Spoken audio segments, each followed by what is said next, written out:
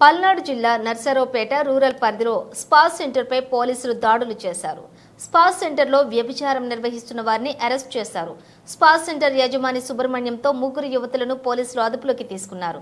Massage centre పేరుతో అసాంఘిక కార్యకలాపాలు నిర్వహిస్తే చట్ట ప్రకారం చర్యలు తప్పవని ఎస్ఐ కిషోర్ తెలిపారు. యువత మత్తు పదార్థాలకు బానిస కాకుండా వాటికి దూరంగా ఉండాలని చెప్పారు.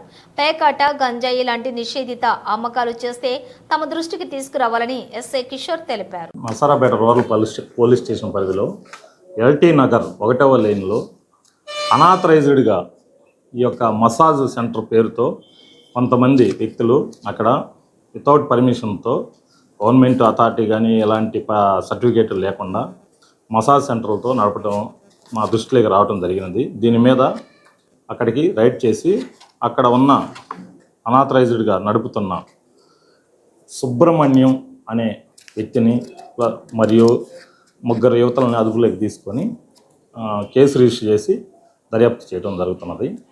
ఇలాగా అనామత్తుగా గవర్నమెంట్ పర్మిషన్ లేకుండా మసాజ్ అనే పేర్లతో రకరకాల చెడు వ్యసనాలు జరుగుతున్నాయని తెలియజేయడం జరిగింది. అలాగని జరిగితే కఠిన చర్యలు తీసుకోబడుతున్నది.